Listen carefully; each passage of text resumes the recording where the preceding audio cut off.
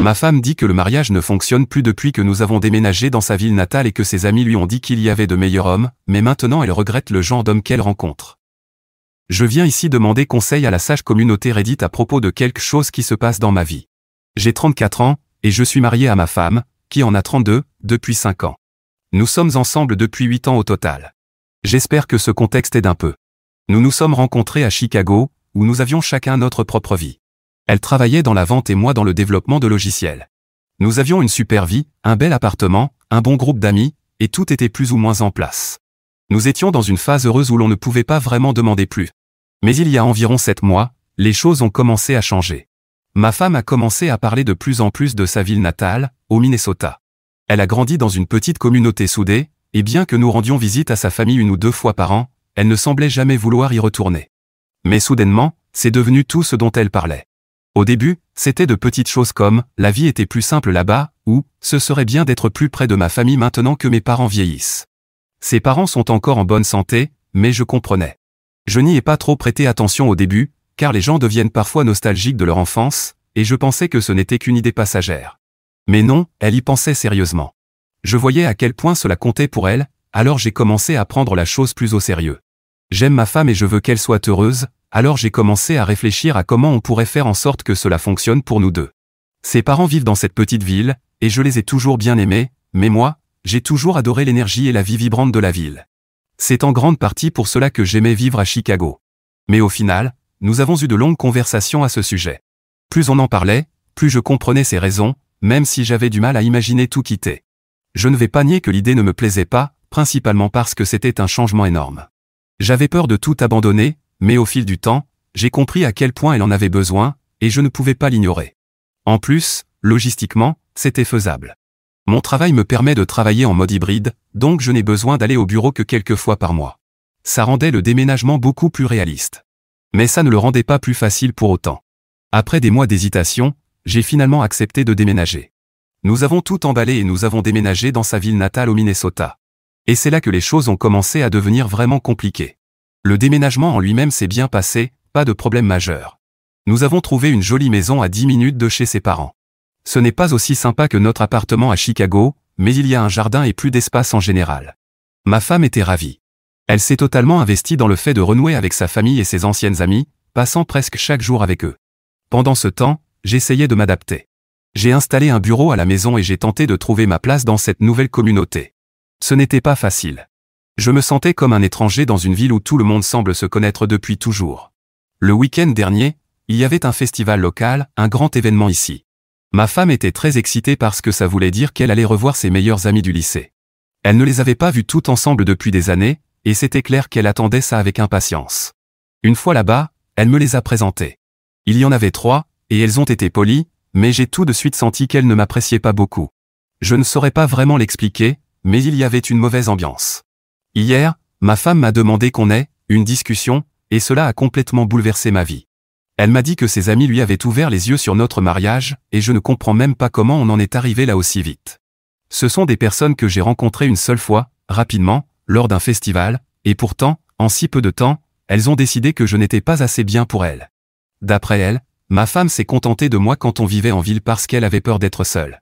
Elles ont aussi dit que je ne m'intégrais pas dans sa communauté soudée, et que je n'étais pas le genre d'homme qu'elles avaient toujours imaginé pour elles.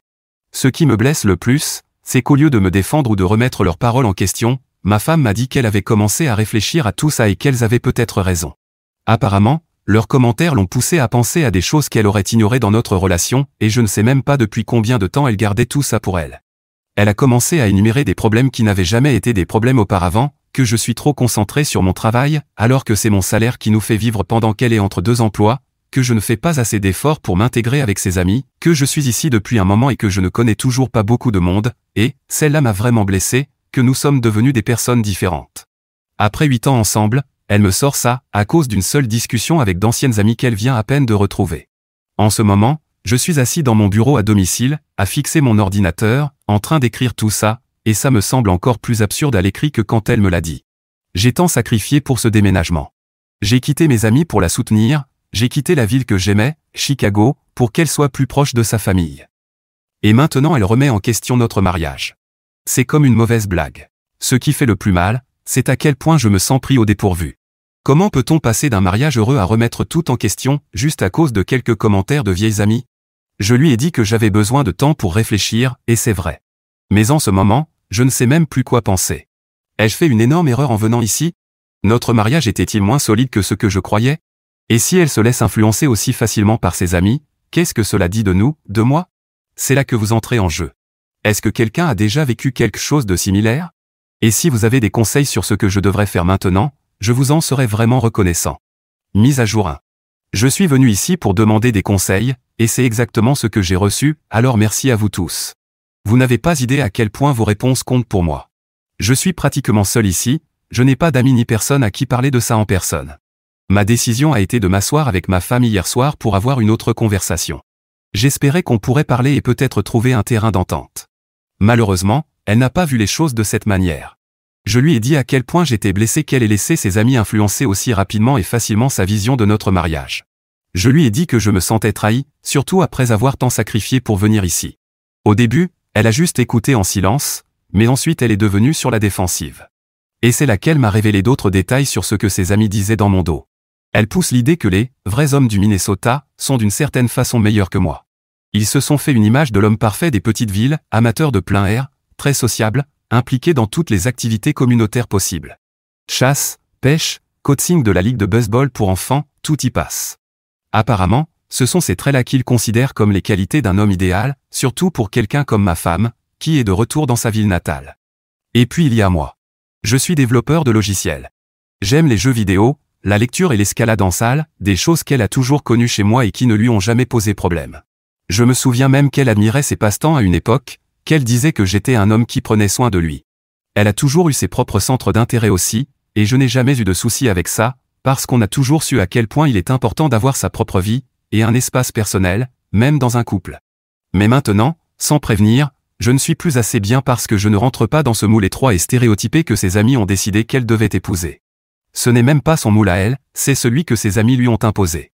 Quand j'ai essayé de lui rappeler qu'elle n'avait jamais eu de soucis avec mes passions, qu'elle m'avait toujours accepté tel que je suis, sa réponse a tout empiré.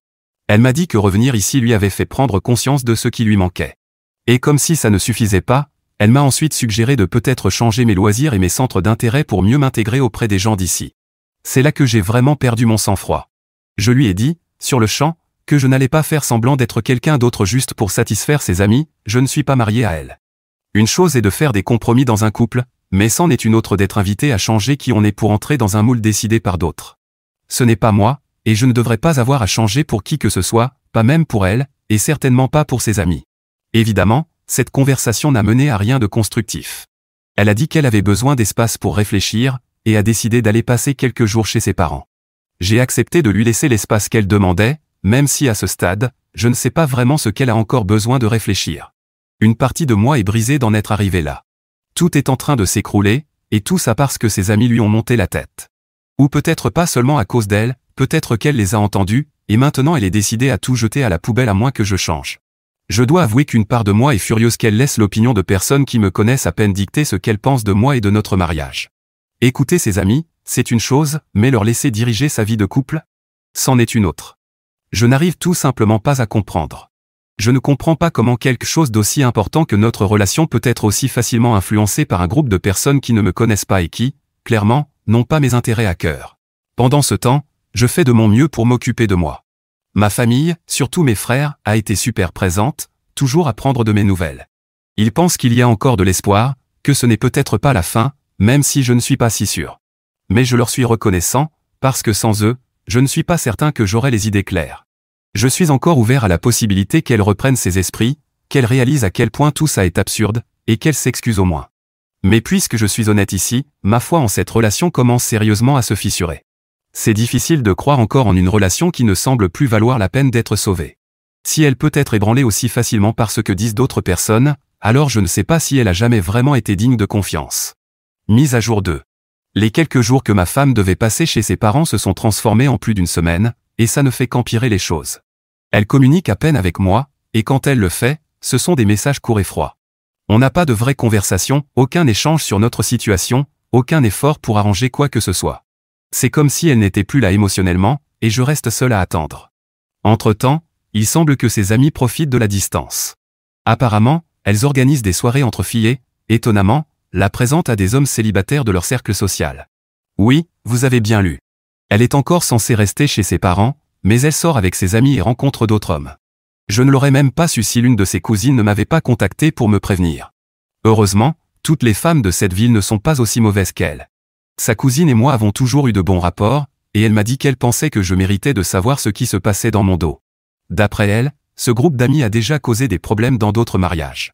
C'est comme si elle se voyait comme une sorte de clique d'élite dans la ville, avec des idées très arrêtées sur qui a le droit de faire partie de leur cercle.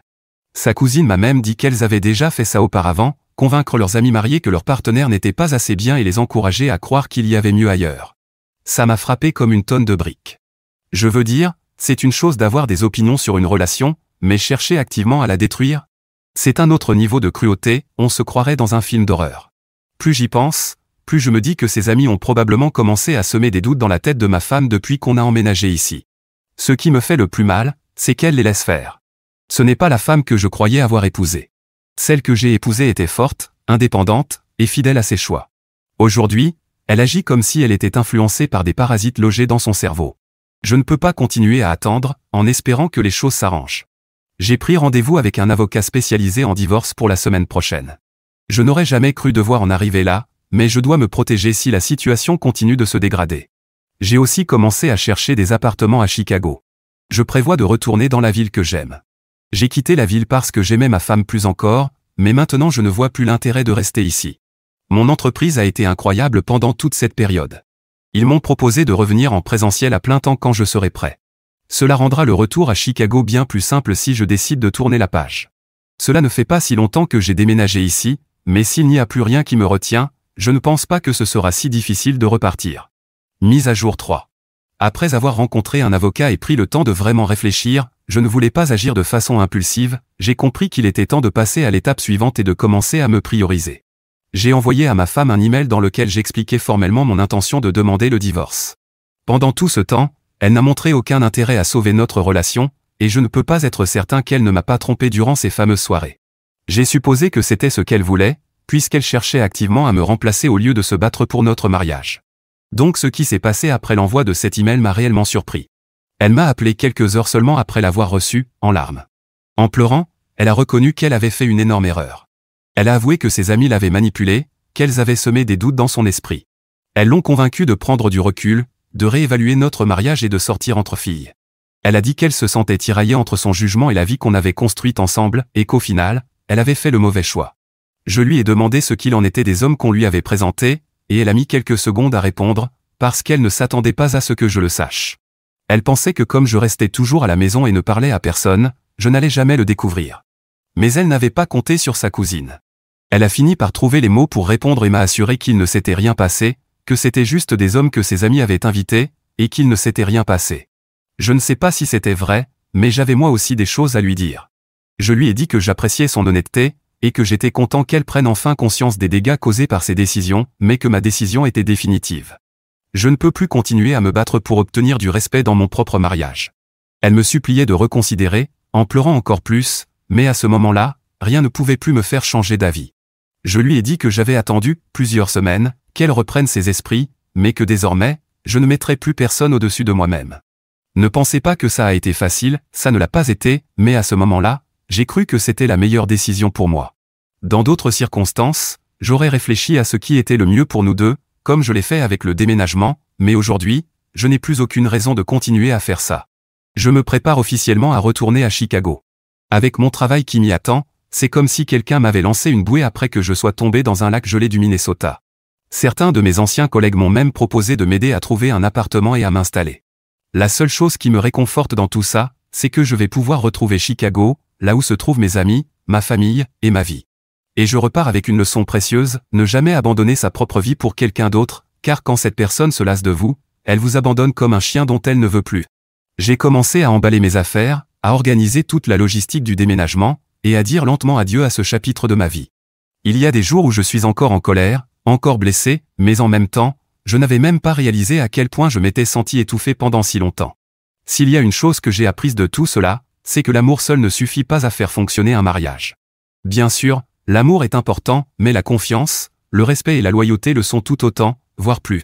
Et quand on est honnête avec soi-même, on ne peut pas rester dans une relation où l'on est traité comme si l'on n'était pas assez bien, peu importe la quantité d'amour en jeu.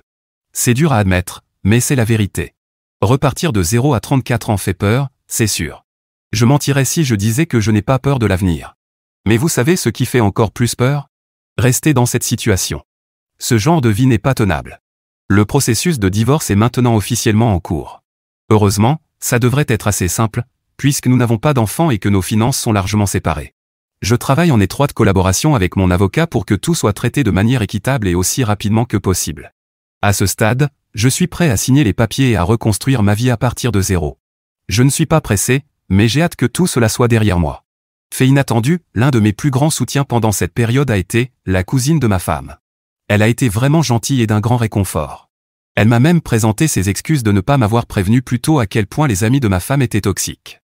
Je parle un peu plus avec elle maintenant, et elle m'a assuré que ma femme ne m'avait pas trompé, même si, évidemment, elle ne peut pas en être certaine à 100%. Mais au fond, ce n'est même plus si important. Une clause de l'accord de divorce stipule que je ne paierai aucune pension alimentaire, et c'est tout ce qui m'importe à ce stade, que ça se termine.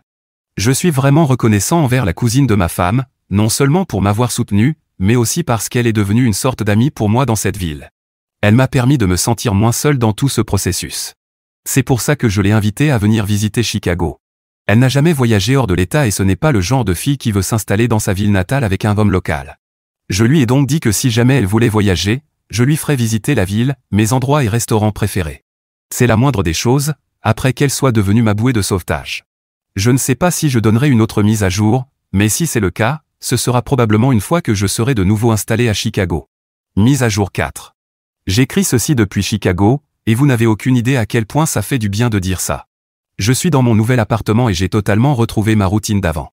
Je sors avec mes amis, je mange dans mes restos préférés, et je suis de retour au bureau. Le divorce n'est pas encore finalisé, mais ça ne devrait plus tarder.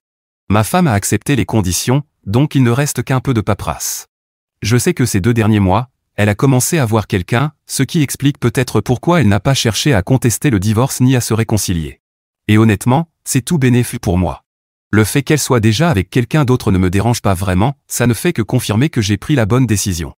Elle voulait être avec un homme de sa ville, et c'est exactement ce qu'elle a eu. Moi, je voulais juste retrouver ma vie après qu'elle ait écouté ses amis et, probablement, m'ait trompé. Pour ceux qui se demandent à propos de la cousine de ma femme, que je vais désormais appeler Greta pour ne pas continuer à dire la cousine de ma femme, j'ai quelques nouvelles. Elle est venue à Chicago il y a 2 semaines et est restée 1 semaine. C'était suffisant pour se faire une première impression de la ville, même si on est d'accord tous les deux pour dire que c'était trop court. On a tout fait, musée, pizza façon Chicago. Je sais que certains préfèrent celle de New York, mais on va devoir être en désaccord, parce que je préfère la nôtre. Et Greta aussi, ce qui explique peut-être pourquoi on s'entend si bien. Greta a tellement aimé la ville qu'elle prévoit maintenant de s'y installer. Elle doit trouver un boulot, mais ce ne sera pas trop difficile puisqu'elle a fait ses études au Minnesota, ce qui lui ouvre pas mal de portes. Et c'est une bonne nouvelle pour moi aussi, parce que, je ne vais pas mentir, on a développé une petite connexion. Je ne sais pas où cela va mener, mais on a décidé de tenter quelque chose une fois qu'elle sera installée ici. Elle sait très bien que je ne retournerai jamais dans cette ville, même pour tout l'or du monde. Et savoir qu'elle aussi veut fuir cet endroit, parce qu'elle déteste l'attitude des gens là-bas, me la rend encore plus attachante. Je reviendrai peut-être avec une autre mise à jour pour vous dire comment ça se passe avec Greta, mais je ne consulte pas souvent ce subreddit, donc ce ne sera pas pour tout de suite. Mise à jour 5. Je sais que j'avais dit que je reviendrais pour parler de Greta, mais j'ai aussi d'autres choses à partager, donc cette mise à jour sera un peu plus variée. Greta a déménagé il y a 1 mois, a trouvé un emploi et un appartement. Elle est aussi heureuse de vivre ici que moi, ce qui ne me surprend pas, Chicago a quelque chose de magique. Mais rassurez-vous, je ne vais pas faire que parler de la ville. Elle n'a pas emménagé chez moi parce qu'on voulait d'abord tester nos sentiments, et c'est exactement ce qu'on fait depuis son arrivée. Je l'ai aidé pour le déménagement, et on est allé dîner ce soir-là, ce qu'on pourrait considérer comme notre premier vrai rendez-vous. Depuis, on passe quelques nuits par semaine ensemble dans nos appartements respectifs, donc je dirais que les choses se passent plutôt bien. Je ne peux pas m'empêcher de rire, parce que je suis allé dans cette ville avec une femme, et j'en suis revenu avec une copine. Et c'est encore plus drôle quand on pense que je n'aurais jamais imaginé être en couple avec une femme venant de cet endroit, surtout en pensant au genre de personnes que fréquentaient les amis de mon ex. Mais j'ai eu la chance de rencontrer la seule femme là-bas qui aime vivre en grande ville. Finalement, ce déménagement n'aura pas été totalement inutile, si on y réfléchit bien. Mon divorce est maintenant finalisé, donc je peux officiellement l'appeler mon ex-femme, et je n'ai plus besoin d'avoir le moindre contact avec elle, et c'est tombé à point, parce qu'elle envisage peut-être de revenir maintenant que certaines choses se sont produites dans sa ville. Et quand je dis revenir, je parle de Chicago, et peut-être même de notre relation. C'est ce qui arrive dans les petites villes où tout se sait, et même Greta est au courant, chose impensable dans une grande ville. Il se trouve que le nouveau copain de mon ex, celui qui soi-disant incarnait tout ce que ses amis voulaient pour elle, avait aussi ce qu'une de ses amies voulait. Est-ce que j'ai vraiment besoin de vous expliquer ce qui s'est passé, ou c'est évident? Je vais supposer que vous voulez la suite. Maintenant, mon ex est la risée de la ville, son amie n'est plus son amie, parce qu'elle sort désormais avec son ex-petite amie.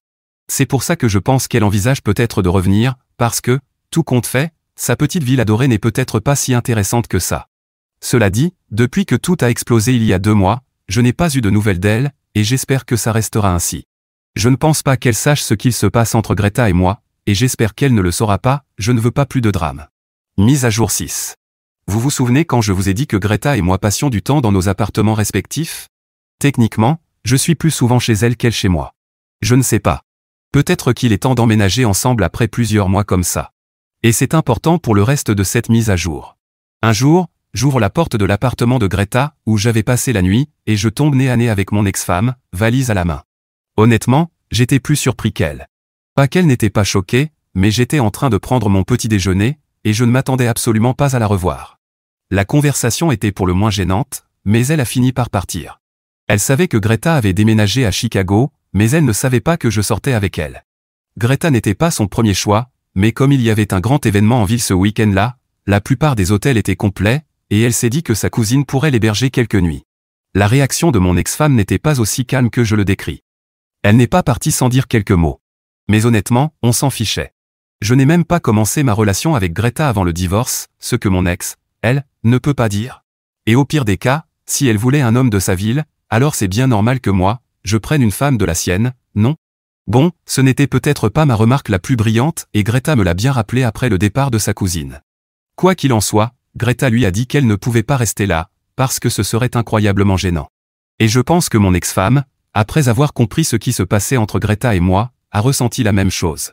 Aurait-elle tenté de venir dans mon appartement si je n'avais pas été chez Greta? J'en doute, puisqu'elle ne connaît pas mon adresse. Mais si c'était son plan B, je suis certain qu'elle l'a abandonné. La seule chose qu'on sait, c'est qu'elle est restée en ville. C'était il y a 2 nuits, et on n'a plus eu de nouvelles depuis. Elle a probablement trouvé un hôtel hors de prix, un des rares qui avait encore des chambres disponibles. Eddie, je sais maintenant que mon ex-femme vit en ville, je l'ai appris par des amis communs. Cela dit, elle nous laisse tranquilles et ne s'est pas transformée en ex complètement folle.